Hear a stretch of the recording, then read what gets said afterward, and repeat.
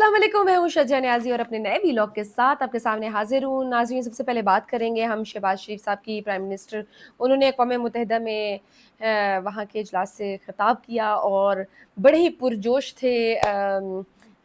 पूरी मुस्लिम उम्मत के बारे में उन्होंने बड़ी खैर सगाली के जज़्बात का इज़हार किया, फ़लस्तीन के हवाले से बात की, डोनाल्ड ट्रंप से मुलाकात के हवाले से भी ज़िक्र किया और शदीद जज़्बाती हो गए थे। एक लम्हे को तो वो भूल ही गए कि वो अक़वाम मुत्तहिदा की डेस्क पे खड़े हैं, बल्कि यूँ करके ना ऐसे-ऐसे हाथ से मुक्के मार-मार के ना जज़्बाती होके वो तकरीर कर रहे थे। ऐसे लग रहा था जैसे वो पाकिस्तान में किसी जलसे से ख़िताब कर रहे हों। ख़ैर, वो एक अच्छा ओवरऑल अच्छा एक इवेंट रहा है।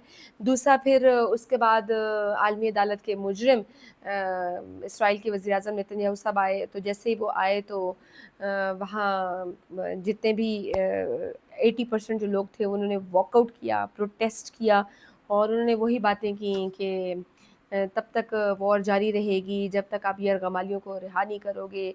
मैंने ये लाउड स्पीकर्स जो हैं वो वहाँ गज़ा की बाहर सारे कनेक्ट कर दिए मैं अपने इस माइक के साथ, सो दैट कि मेरे हॉस्टेजेस सुन सकें कि हम उनके साथ हैं, और इस तरह की उन्होंने फ़िज़ूल बातें की और थोड़ी-सी भी उनमें शर्मिंदगी नहीं थी।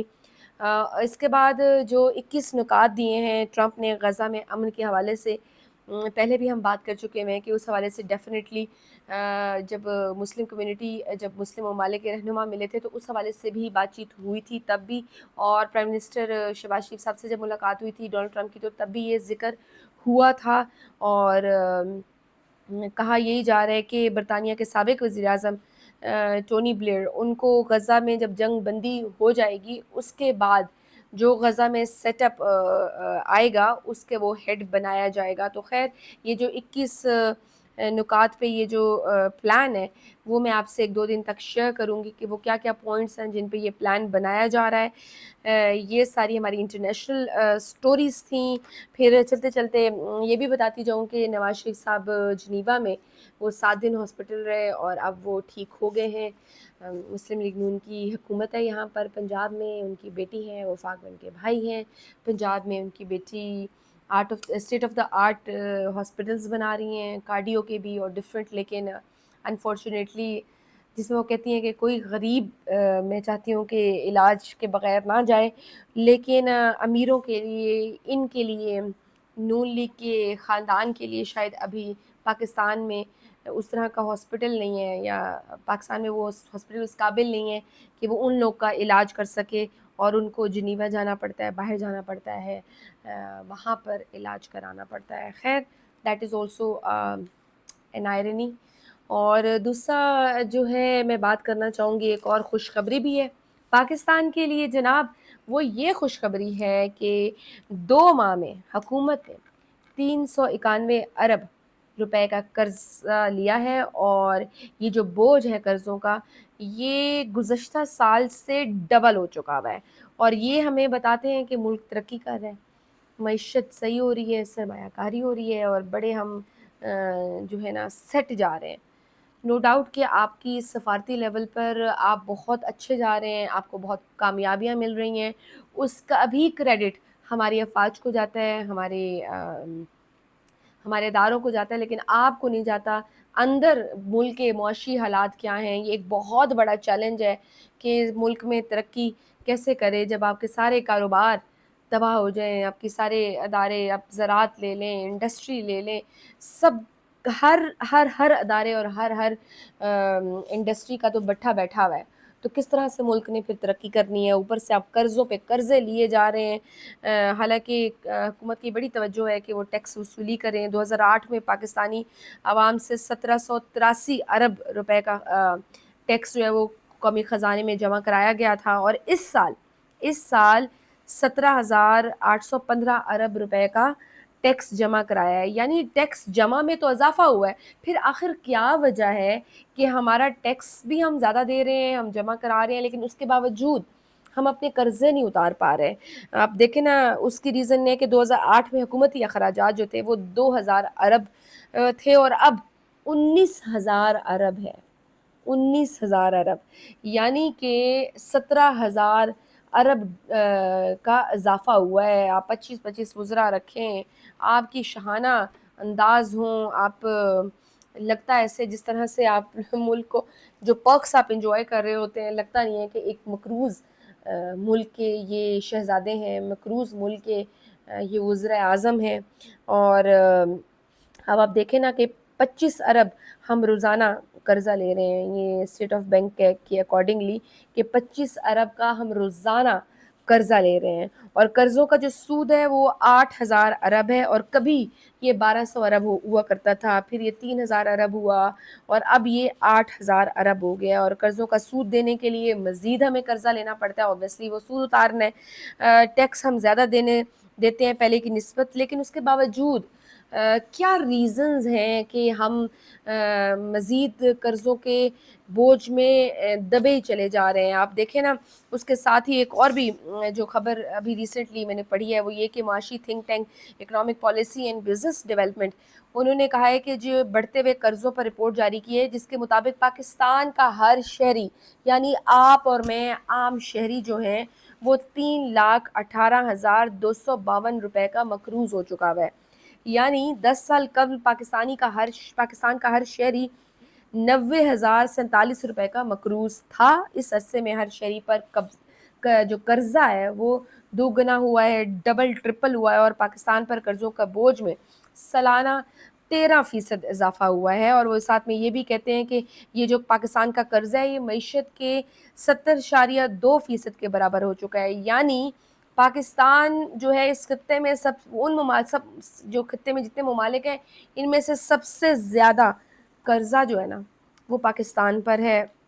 اور جو اب دیکھیں بھارت پر 57.1% ہے, بنگلہ دیش پر 36.4% ہے, جبکہ پاکستان پر قرضہ معیشت کے 70.2% کے برابر ہو چکا ہوا ہے. تھنک ٹینک کے مطابق وہ لوگ یہی کہتے ہیں کہ پاکستان کو فوری طور پر مالی نظم و ضبط اپنانا ہوگا, اور ہمیں حکومت کو قرض لینے کی جو لاگت ہے وہ کم کرنی ہوگی. کیسے کم کرنی ہوگی؟ جب یہ وجوہات ہوں, جب آپ کے حالات یہ ہوں کہ آپ کے خسارہ جو زدہ ادارے ہیں اس کو بھی حکومت خود چلا رہی ہے, اس کا بوجھ بھی حکومت خود اٹھا رہی ہے, اور اس کو پرائیویٹ تو کر نہیں رہی, جیسے پی آئی اے ہو گیا, جیسے ریلوے ہو گیا. یہ وہ سفید ہاتھی ہیں جو ہمارے پہ مسلط ہیں, اور حکومت سے بہت دفعہ کوشش ہوئی کہ پی آئی اے کو پرائیویٹ کر سکیں, لیکن ابھی تک اس میں کامیابی نہیں ہو سکی. اس کے علاوہ مس مینجمنٹ ہے, اور آبادی بم ہے. پہلے جہاں 2 لوگ ہوتے تھے کھانے والے, اب وہاں 10 لوگ ہیں کھانے والے. تو یہ ایک بہت بڑا بلاسٹ ہے, اور ہمیں شاید ابھی تک اس کی ریئلائزیشن نہیں ہے کہ یہ پاپولیشن برسٹ یہ کتنا بڑا اور کتنا سنگین مسئلہ ہونے والا ہے. آئی تھنک پاکستان کے لیے شاید ہم ابھی تک اس آبادی کے مسئلے کو اتنا سیریس نہیں لے رہے ہیں, ورنہ ابھی جو حالات ہیں, آپ صرف لاہور کا ہی دیکھ لیں کہ کس حد تک آبادی بڑھ چکی ہوئی ہے. پھر دوسرا بجلی چوری ہو گئے, وسائل کی چوری ہو گئی, لینڈ لاسز کا اتنے لاسز ہوتے ہیں, تو اس طرح کے وسائل جو چوری ہے یہ ایک وجہ ہے. پھر کرپشن اور لوٹ مار ہے. آپ کو پتہ ہے بدعنوانی اور کرپشن تو نیچے سے لے کے اوپر تک ہر بندہ, ہر ادارہ کرپٹ ہے, اور کرپٹ پریکٹسز میں اس حد تک ملوث ہے. آپ کا پورا سسٹم ہی اس طرح سے ہے کہ جو بندہ کرپشن نہ بھی کرے, جس کو کرپشن نہیں بھی کرنی آتی, وہ بھی مجبور ہوتا ہے. اس طرح کا آپ کا سیٹ اپ بنا ہوا ہے. تو جب تک اس کو ٹھیک کریں گے نہیں, معاملات ٹھیک نہیں ہوں گے. اور یہ تبھی ہو سکتا ہے جب آپ کی نیت ٹھیک ہو, جب آپ کے پاس کوئی ویژن ہو. آپ کے پاس جب آپ بدنیت ہوں گے, نالائق ہوں گے, کوئی ویژن نہیں ہوگا, تو یہ ساری چیزیں ٹیکل نہیں ہو سکتی. پھر وہی ہوگا کہ 45% ابھی ریسنٹلی آئی ہے نا رپورٹ کہ 45% عوام جو ہے پاکستان کی وہ غربت کی لکیر کے نیچے جا چکی ہوئی ہے. یعنی 2 سال میں 1.25 کروڑ لوگوں میں لوگ غریب ہوئے اور غربت کی لکیر کے نیچے گئے ہیں. جبکہ ہمارے پاس چین کا ماڈل بھی موجود ہے. یار آپ خود کچھ نہیں کر سکتے, آپ کے پاس اپنا ویژن نہیں ہے, تو ایٹ لیسٹ ان ممالک سے سبق سیکھ لیں, ان لوگوں کا ہی ماڈل اٹھا لیں جو کامیاب ہوئے ہیں. اب چین کا ماڈل دیکھ لیں جنہوں نے 3 دہائیوں میں 80 کروڑ لوگوں کو غربت کی لکیر سے اوپر لے کر آئے ہیں, اور ہم ہیں کہ آئے روز ہم نیچے جائی جا رہے ہیں. تو یہ تو ہماری معیشت کا حال ہے. اور نو ڈاؤٹ کہ ہم سفارتی لیول پہ تو ہم بہت صحیح جا رہے ہیں. اس حکومت کے لیے سب سے بڑا چیلنج وہ معیشت ہے، سرمایہ کاری ہے، ملک میں بے روزگاری، مہنگائی پہ بے روزگاری ختم کرنا، مہنگائی پہ کنٹرول کرنا، اور لوگوں کو مواقع پرووائڈ کرنا اور معیشت کو صحیح کرنا. یہ بہت بڑے چیلنجز ہیں. ہمارے زراعت کو اٹھانا ہے، ہم نے اپنی انڈسٹری کو واپس اٹھانا ہے. یہ تبھی ہو سکتا ہے اگر ہم ان فیکٹرز کو نظر رکھ کے اور ہم ان وجوہات کو نظر میں رکھ کے ہم ایفرٹ کریں، ہم ویژن لے کر آئیں، ہم تھوڑا نیک نیتی سے، میرے خیال سے نیک نیتی سے اگر ہم چاہیں گے تو کیا کچھ نہیں ہو سکتا. اور اس کے علاوہ میں بات کرنا چاہوں گی اتوار کو کل پاکستان اور انڈیا کا فائنل ہونے والا ہے. بہت مزیدار قسم کا تیسرا ٹاکرا ہوگا اس ایشیا کپ کا، پاکستان اور انڈیا کے درمیان. نو ڈاؤٹ کہ بہت زیادہ جذباتی ہونے والے ہیں ہم، اور ادھر سے بھی بہت پریشر ہونا ہے، ادھر پاکستانی ٹیم پر بھی بہت پریشر ہونا ہے. لیکن میں ایک بات سوچ رہی تھی ابھی، میں نے اس دن بھی بلکہ آج میں نے ایک بلاگ کیا تھا، اس کے بعد میں باقی سب کبھی سن رہی تھی، میں دیکھ رہی تھی کہ ہم بہت جذباتی قوم ہے. ہم دیکھتے ہیں کہ ہم بہت شوق سے، بڑا آسان ہوتا ہے، پلیئرس کی سائڈ آف سٹوری تو ہم سنتے ہی نہیں ہیں، وہ بہت کم ہی آتی ہے. اور جب وہ پرفارم کر رہے ہوتے ہیں اور میچ ختم ہوتا ہے تو اس کے بعد جب کرٹکس بیٹھ کے اپنا ریویو دے رہے ہوتے ہیں تو وہ شاید بھول جاتے ہیں کہ میرا نہیں خیال کہ جو بھی پلیئر گراؤنڈ میں جاتا ہوگا تو وہ شاید اس سوچ سے جاتا ہوگا کہ میں نے کھیلنا نہیں ہے، یا میں نے پرفارم نہیں کرنا، یا میں نے ہارنا ہے. I don't think so. I think وہ اپنی کیپیسٹی میں پوری ان پٹ دے رہے ہوتے ہوں گے جتنی ان کی کیپیسٹی ہے.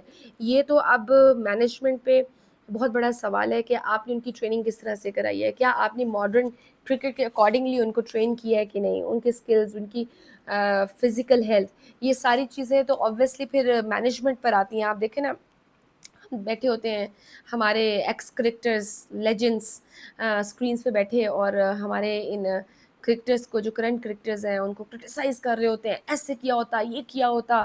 ایک میچ جو اگر ہم ہارتے ہیں تو ہم ان کو برا بھلا کہنا شروع کر دیتے ہیں. انفیکٹ وہ صرف ایکسپرٹس بھی نہیں بلکہ ہم سب. آپ سوشل میڈیا پہ دیکھیں کہ کس قدر ان پہ پریشر ہوتا ہوگا.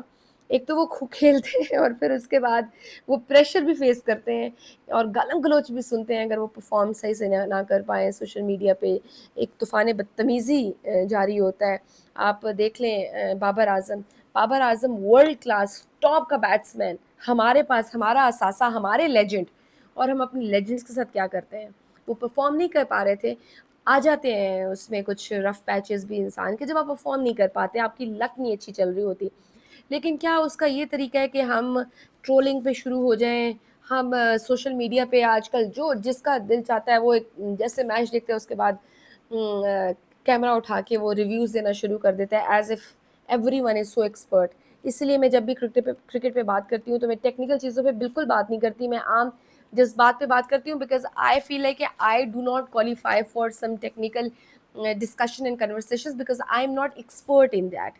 تو جو ایکسپرٹس ہیں ان کو جن کا یہ کام ہے انہیں کو ساجے. تو آپ اتنا زیادہ کرٹیسائز کرتے ہو، اتنی ٹرولنگ کرتے ہو. ہم عوام کی بھی میں بات کروں کہ ہم اپنے ہیروز کو وہ اسپیس ہی نہیں دیتے کہ یار کوئی بات نہیں، کیا ہم کندھے پہ تھپکی دیں کہ اٹس اوکے، ہو جاتا ہے، اگلی دفعہ next time perform better next time, تاکہ ان کو تھوڑا سا کانفیڈنس آئے.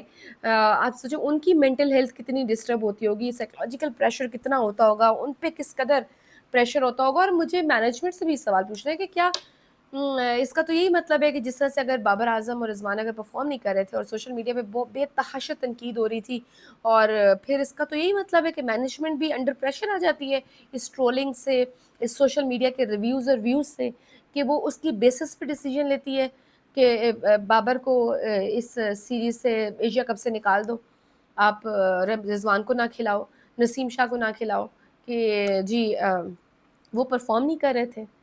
آپ کے یہ اتنے بڑے لیڈرز ہیں، ہیروز ہیں ایوارڈ سے، آپ ان کو موقع تو دو. اگر ان پچھلے کسی سیریز میں نہیں چل سکے تو کوئی بات نہیں، اگلے سیریز میں چلیں، کنسسٹنسی سے ان کو کھیلنے تو دیں، ان پہ اعتماد تو رکھیں، ٹرسٹ تو رکھیں، ہیو فیتھ ان دیم.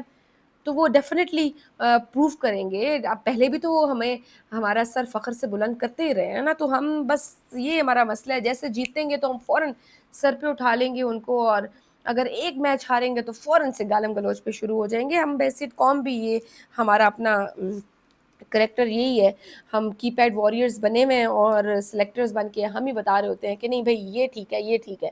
تو مینجمنٹ سے بھی مجھے یہ سوال کرنے کہ then where is your merit. اگر آپ نے ٹرولنگ سے, سوشل میڈیا کے پریشر سے, ان کرٹکس کے ریویوز سے اگر پریشرائز ہو کے آپ نے اگر ڈیسائیڈ کرنا ہے کہ کس کو ٹیم میں ہونا ہے اور کس کو ٹیم میں نہیں ہونا, تو اس کا مطلب ہے کہ پھر آپ میرٹ پہ تو بات نہیں کر رہے نا, میرٹ کا تو آپ گلا ایسے ہی گھونٹ رہے ہیں. تو آپ ادروائز دیکھیں بہت سارے ایسے بڑے بڑے لیجنڈز ہیں, پلیئرز ہیں جن پہ رف پیچ آتا ہے. وراٹ کوہلی کی مثال لے لیں, although I don't know much about cricket but I knew it کہ Virat Kohli couldn't play for so long, like 3-4 سال وہ پرفارم نہیں کر سکا تھا, بٹ یہ نہیں ہوا تھا کہ اس کو اس کی ٹیم نے نکال دیا کہ یہ اس قابل نہیں رہا. نو, وہ کھلاتے رہے. After 2-3 years he was able to, like 1020 دن کے بعد انہوں نے سینچری بنا لی تھی نا پھر وراٹ کوہلی نے ایشیا 2022 میں افغانستان کے اگینسٹ. سو آپ اپنے ہیروز پہ, اپنے پلیئرز پہ ٹرسٹ کر کے تو دیکھو, ان پہ فیتھ تو رکھو نا.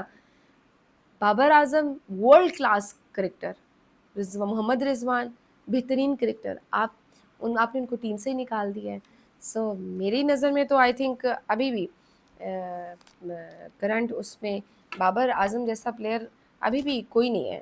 سو یہ ہمیں چیزیں دیکھنے کی ضرورت ہے, مینجمنٹ کو بھی سوچنے کی ضرورت ہے, اور ہمیں بحیثیت ہم جو فینز ہیں جو ان کو ہم بڑے شوق سے دیکھتے ہیں, تو وہ بھی سمجھنے کی ضرورت ہے کہ وہ بھی انسان ہے. آج نہیں کھیل سکے, just part of a game. اگر وہ آج پرفارم نہیں کر سکے تو کل پرفارم کر لیں گے, اٹس اوکے. اتنا جذباتی ہونے کی ضرورت نہیں ہوتی کہ آپ اتنا جذباتی ہو جائیں کہ اپنا ٹی وی توڑ دیں اور ان کو گالم گلوچ دینا شروع کر دیں. گیم کو گیم لے کر دیکھیں, اور گیم کو گیم دیکھ سمجھ کر ہی اس کو انجوائے کریں. کل کا میچ ہونے والا ہے, زیادہ جذباتی ہونے کی بالکل ضرورت نہیں ہے, نہ ہی اپنے ٹی ویوں کو توڑنے کی ضرورت ہے, اور نہ گالم گلوچ کرنے کی ضرورت ہے. اگر آپ کے پلیئرز پرفارم کرتے ہیں, بی ود دیم. اگر نہیں بھی پرفارم کرتے تو پھر بھی ہمیں ان کو کندھے پہ تھپکی دینے کی ضرورت ہے کہ it's okay, it's just a part of a game. آپ نے ایفرٹ ڈالی, آپ فائنل تک پہنچ گئے ہیں, کوئی بات نہیں, بیٹر نیکسٹ ٹائم.